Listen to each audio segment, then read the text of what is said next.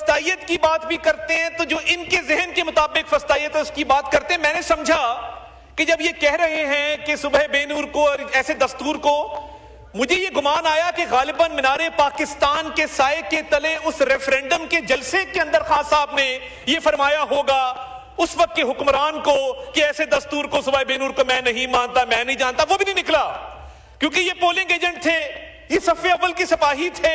اس فسطائیت کو تو قبول کیا, مگر آج جب یہ پارلیمان ہائیسٹ ادارہ اس ملک کا ایک لیگل سٹریٹجی کے تحت, ایک مشاورت کے تحت, ایک سیاسی عمل کے تحت ایک کانسٹیٹیوشنل امینڈمنٹ کرنے جا رہا ہے, وہ ان کو چبھ رہی ہے. اس وقت کا ریفرینڈم ان کو نہیں چبھا تھا, اس کو انہوں نے قبول بھی کیا تھا اور وہاں پولنگ ایجنٹ بن کے کھڑے بھی ہوئے تھے.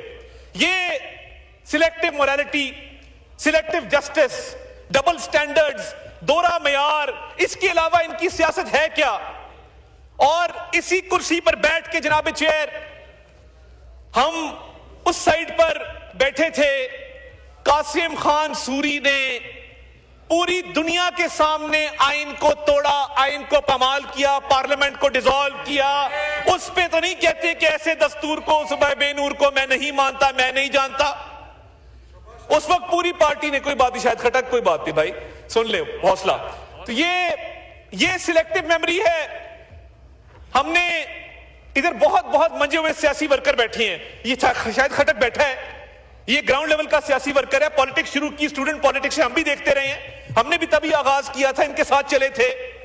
ادھر بڑے بڑے پرانے لوگ بیٹھے ہیں, ایسے لوگ بیٹھے جن کے بزرگوں کے ساتھ ہمارے بزرگوں کا تعلق تھا. ایسے لوگ بیٹھے ہیں کہ جن کے ساتھ ہماری جماعت کا تعلق تھا, ہماری جماعت میں رہے, ہماری جماعت سے منسلک رہے. مگر یہ نفرت کے بیج بونے والا کون شخص تھا جس کو اپنی ذات, جس نے اس ملک کے اندر نفرت کے بیج بوئے؟ کیا وہ آج معافی مانگے گا کہ مینار پاکستان کے نیچے کھڑے ہو کے پولنگ ایجنٹ بنا؟ کیا وہ آج معافی مانگے گا کہ دستور کو توڑا گیا, اسی ایوان میں بیٹھ کے, اسی کرسی پر بیٹھ کے توڑا گیا؟ ہم نے مانگی ہے, کئی بار مانگ چکے ہیں, آپ بھی مانگ لیں. اور 2000 اس پہ خواجہ آصف صاحب بہت بات کر چکے, اور یہ معافی کی بات کرتے ہیں تو میں ان کو ان کے گناہوں کی لسٹ پوری پکڑا دیتا ہوں, آج آ کے معافی مانگ لیں, مگر نہیں کریں گے کیونکہ یہ سیاسی لوگ نہیں ہیں. کیا ہی اچھا ہوتا ادھر جو تقاریر کی جا رہی ہیں, مجھے بتا دیجئے, ابھی شریار خان افریدی صاحب نے تقریر کی, کیا کلاز بائی کلاز 27ویں ترمیم کے اوپر انہوں نے کوئی تجاویز دیں؟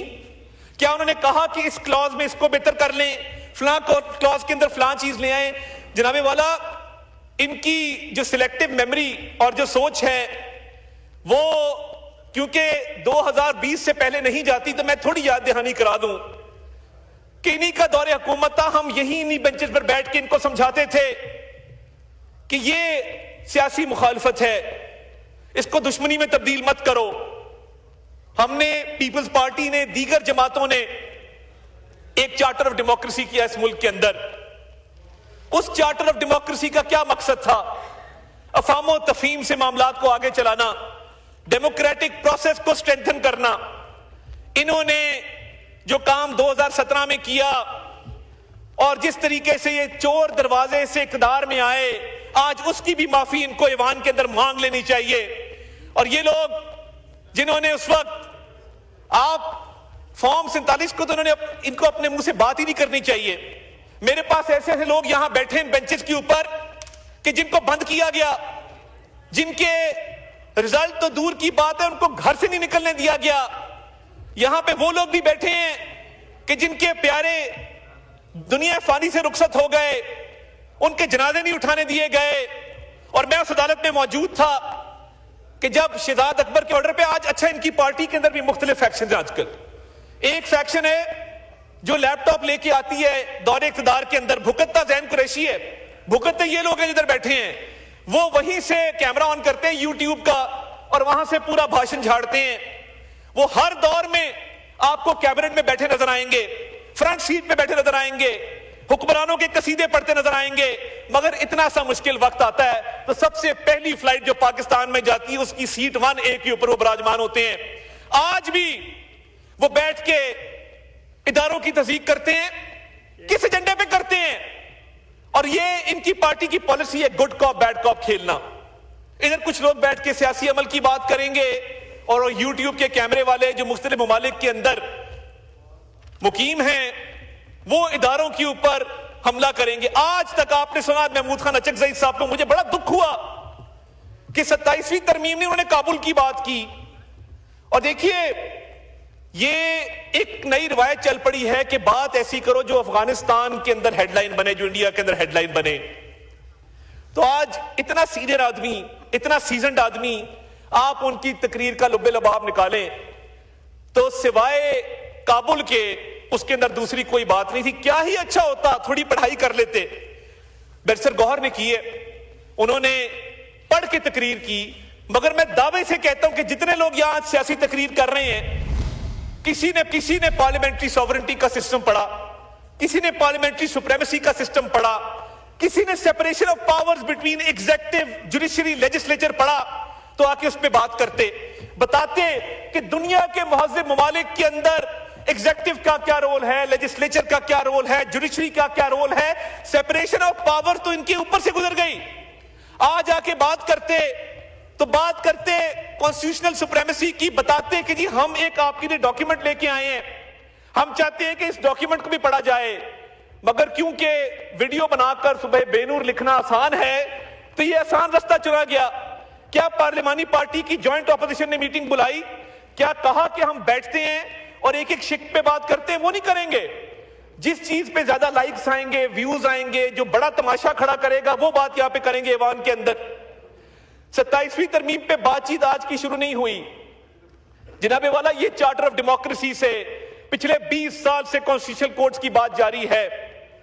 और ये महमूद खान अचकजई साहब ने तो धमाकों की बात की। क्या आपको कभी नजर आया कि इन लोगों ने वाना के अंदर 500 स्टूडेंट्स को जो बाजियाब करवाया गया है, रेस्क्यू किया गया, उसकी बात की हो, उसको सराहा हो, उस पर कहा हो कि ये एपीएस से 100 गुना बड़ा सानिया हो सकता था, मगर उस पर कभी तारीफ नहीं करेंगे। और आपको इनके लीडर के एक्स के अकाउंट, वो जो भी चला रहा है, पाकिस्तान के अंदर से चल रहा है, बाहर से चल रहा है, लेडी एनाबेल गोल्डस्मिथ की वफात पर अफसोस नजर आएगा। लेडी एनाबेल गोल्डस्मिथ की वफात के ऊपर आंसू बहाए जाएंगे, मगर मेजर अदनान जिसने अपनी जान निछावर कर दी अपने साथी को बचाते हुए, उस पे ये 2 लफ्ज नहीं कहेंगे। गजा के शहीदों पे ये 2 लफ्ज नहीं कहेंगे, मगर लेडी एनाबेल के ऊपर तकरीर जरूर करेंगे। लेडी एनाबेल की वफात को इन्होंने इस तरह सोग मनाया जिस तरह कोई कौमी सोग होता है। तो ये जो सिलेक्टिव मोरालिटी है, आज मजहब की बात करते हैं हर चीज के अंदर, तो क्या इनका यह हक नहीं बनता था कि जहां पे इनके लीडर ने 9 मई का हुक्म दिया इस मुल्क के अंदर, वो रेड लाइंस क्रॉस की जो मुल्क की तारीख में कभी क्रॉस नहीं हुई। शोहदा की यादगारों को मस्मार करना, दिफाई इदारों पर हमले करना, और उन लोगों को जाके पूछे, ये बड़ी बात करते हैं जिन लोगों को ये उकसा कर कोर कमांडर हाउस लेकर गए, रेडियो पाकिस्तान लेकर गए, दीगर इमारतों में लेकर गए, कानूनी पैरवी करने उन्होंने पीछे देखा, इनमें से कोई नहीं गया। इनकी जमात ने उन कारकुनों को पूछा ही नहीं कि आपके हालात क्या हैं, हम क्या मदद आपकी कर सकते हैं। तो ये सियासी वर्कर्स को डिच करना और उनको पहले उनके माइंड्स को पलूट करके उनको जराइम पे उकसाना अपने सियासी मकासद के लिए। आज भी कॉन्स्टिट्यूशन के हवाले से आप पूछेंगे, क्योंकि बिल नहीं पड़ा, इधर इसको एक शिक अगर ये बता दें इसमें कोई तजवीज आई हो, कोई इन्होंने कमेटी के अंदर आके तजावीज दी हो, ये प्रोसेस का हिस्सा नहीं बनेंगे। मगर हाँ, पॉलिटिकल पॉइंट स्कोरिंग के लिए, और ये इनका हिसाब उन लोगों का है जो ट्रेलर में आके फिल्म देखते हैं, यानी वो ट्रेलर से पहले की फिल्म का कोई नहीं पता कि ट्रेलर से पहले भी कोई 1.5 घंटा फिल्म चली है, ट्रेलर के बाद जो है वही इनको नजर आता है, क्योंकि इनकी मेंटालिटी, इनकी मोरालिटी वो सारी 2022 के बाद की है।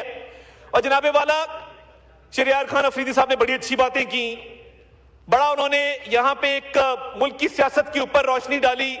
क्या ही अच्छा होता कि जब इस मुल्क में खवातीन को जेलों में डालने का सिलसिला इनकी पार्टी ने शुरू किया था, उस पर भी थोड़ी बात कर लेते। इनकी उस फिस्तायत की रजीम से पहले इस मुल्क के अंदर यह रिवाज नहीं था कि माओ बहनों बेटियों को सियासी इंतकाम का निशाना बनाया जाए। हमारे मुआशरे में मां बहन बेटी की बड़ी इज्जत है, लोग बड़ी कदर की निगाह से देखते हैं, मगर इन लोगों ने यह रिवायत डाली कि सियासी इंतकाम में अंधे होकर उस वक्त हम इनको समझाते थे।